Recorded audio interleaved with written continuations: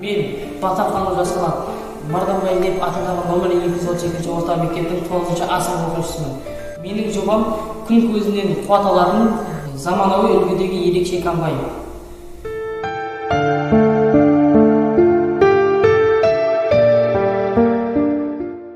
Күн көзінен қуат алатын комбайнымыз жасыл экономиканы, күннің көзінің энергиясын пайдалана отырып, сыр елінің күрішін оруға арналған ерекше заманауи үлгідегі жасалынған комбайн.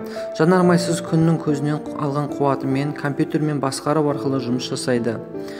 Тиімділігі: жанар-жағармайды қажет етпейді. Оңтүстік өңірде күннің ыстық болары анық. Сол энергияны пайдалана отырып, бір күндік күннің көзінен алған қуатымен аккумуляторларды қуаттап жұмыс жасайды.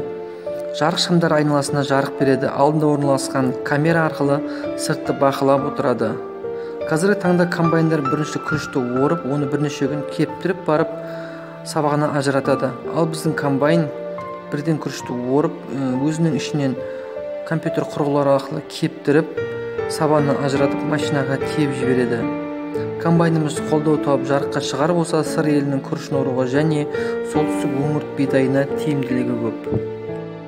Болашақта күн көзінен қуат алатын комбайн материалдары жеңіл материалдардан жасалынады. Күннен алған қуатымен 12 вольтты аккумуляторды қуаттап және 12 вольтты двигательдердің көмегімен жұмыс жасайды. Комбайнасына желдеткіш, бункер тоғында дыбыс беретін құрылғы, қуат көзі қанша уақытқа жететінін көрсететін компьютер орнатылады.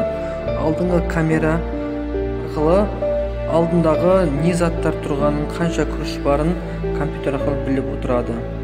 Бұл комбайнымыз қолдау тауып жарыққа шығар болсақ, елімізге келтірер пайдасы өте зор. Назар қойып тыңдағандарыңызға көп рахмет.